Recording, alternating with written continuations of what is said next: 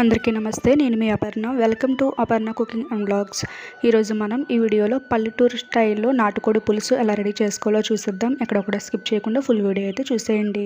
ముందుగా మనం ఒక కుక్కర్ తీసుకున్నానండి. నేను ఇక్కడ నాటుకోడి అనేది మనకి తొందరగా ఉడకదు కాబట్టి నేనైతే కుక్కర్లో వండుతున్నాను.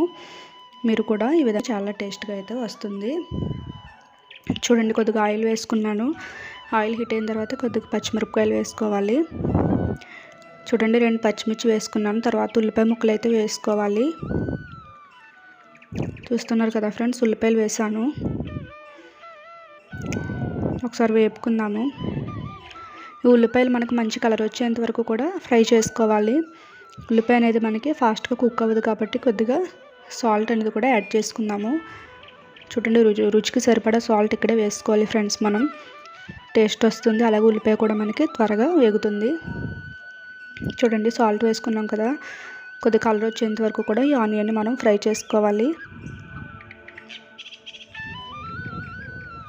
ఒకసారి మూత పెట్టుకుందాము. చూడండి, కలర్ వచ్చేంత వరకు కూడా ఉల్లిపాయలను అయితే కొద్దిగా ఫ్రై చేసుకుందాం. చూసారు కదా, ఈ విధంగా అయితే మనకి రావాలి.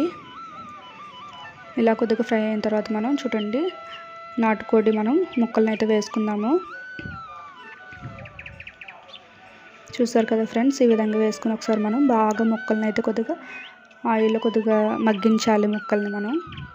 ముక్కలు కూడా ఆయిల్లో కొద్దిగా ఫ్రై అయితే మంచి టేస్ట్ వస్తుంది కర్రీ అనేది. చూడండి, తర్వాత మనం కొద్దిగా పసుపు వేసుకుందాము. పసుపు వేయటం వల్ల మనకి నీచు వాసన అనేది రాకుండా ఉంటుంది కర్రీ అనేది. పసుపు వేసిన తర్వాత చూడండి, ఇక్కడ నేను మసాలా పేస్ట్ వేస్తున్నాను.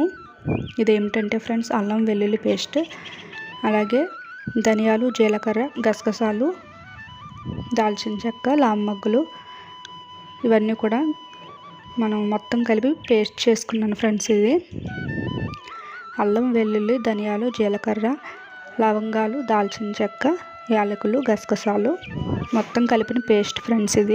ఇది కూడా వేసుకుని మనం ఈ మసాలా అనేది పచ్చివాసన పోయేంత వరకు కూడా మనం ఫ్రై చేసుకోవాలి. చూడండి, మసాలా అనేది పచ్చివాసన పోయేంత వరకు ఫ్రై చేసుకోవాలి మనం.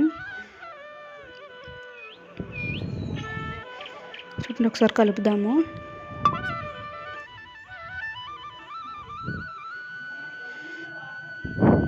చూసారు కదా ఫ్రెండ్స్, చూడండి మసాలా అనేది కూడా మనకి ఈ విధంగా ఒకసారి కలుపుకుంటూ ఉండాలి.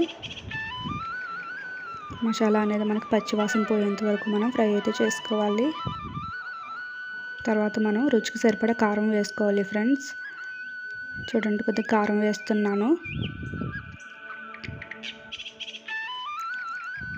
అంటే ఒకరు ఎక్కువ తింటారో ఒక్కొక్కరు తక్కువ తింటారు కదా ఫ్రెండ్స్. మీరు ఎంత తింటారో దాన్ని బట్టి వేసుకోండి ఇక్కడ కారం అనేది. కారం కూడా కొద్దిగా పచ్చివాసన పోయేంత వరకు ఒకసారి కలుపుకుందాము. చూడండి, ఈ విధంగా కలపాలి ఒకసారి.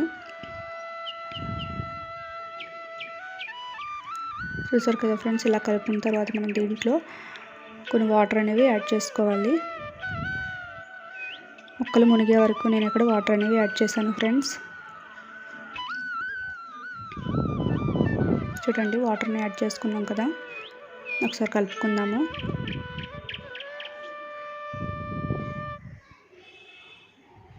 మొత్తం కర్రీ అంతా కూడా ఒకసారి ఈ విధంగా కలుపుకోవాలి.